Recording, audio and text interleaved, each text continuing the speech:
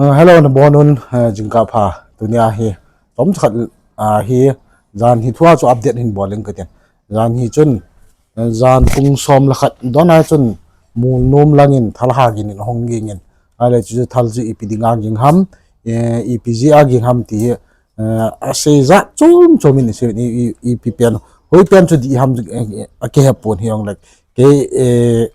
i khat dana cho ke hi dana cho thu chum be hi kin na ke hi dana hi ti hi hen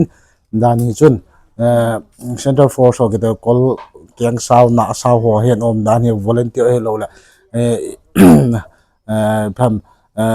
amao he mat dia ti hi vin mat dia ti cha le chu nupi hon atin hi vin na nupi hon tin chu chi ya so ma ho hen blank fire ball dan ni no hung ki sein hin la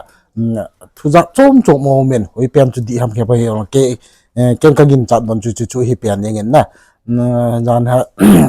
jan nupi ho no jam na ding nupi ho del mang na ding a chu ma ho nom ta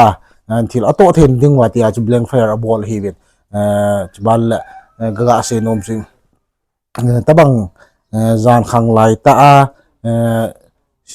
jan khang lai ta tabang thalgin chu mi lo si ki chat su ke ding na ka ta sanen ari chu koi ma cha nu naw cha pang ho de di ki cha di se di hi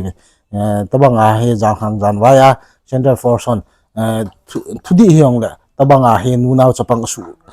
ki chan hi thil phalo ta hi en hi chun hi tabang thil hi na hi thile lam kai lang he lo le si so hon tabang hi thili sei ji lo hen phading a hi en ai ju tabang a he thil ki bo jan khang jan wa ya tabang a thal thudi na hi lang thudi lo na hi jan khang jan wa tabang a vai hom tu hiang lo tabang a nu naw cha pang ti jan hin dan di lo ta hi ti jo ka se no min ban la nu te ho pan la dan han sama ma yeng na tabang hi pan di mong hi me le te bon hun min center for so kol na sa ho ki chu pi ngam na lai tabang a ya su mi pang hi ben inu e ho nu te chu ga sin mon nom ga se se na hi pon tabang a he e ho nong bol tivin tabang a hen go tivin me le nu pi te sa nga nge na sa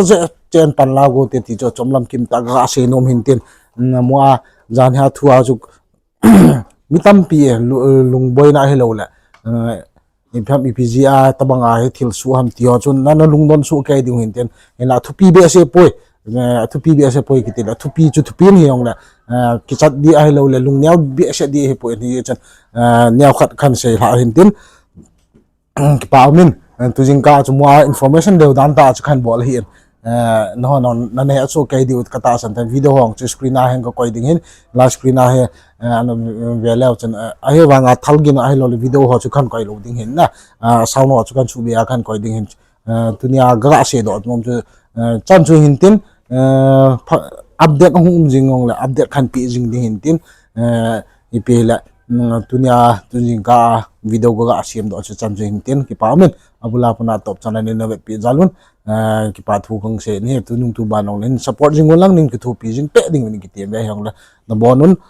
na dam se ta bin oh guys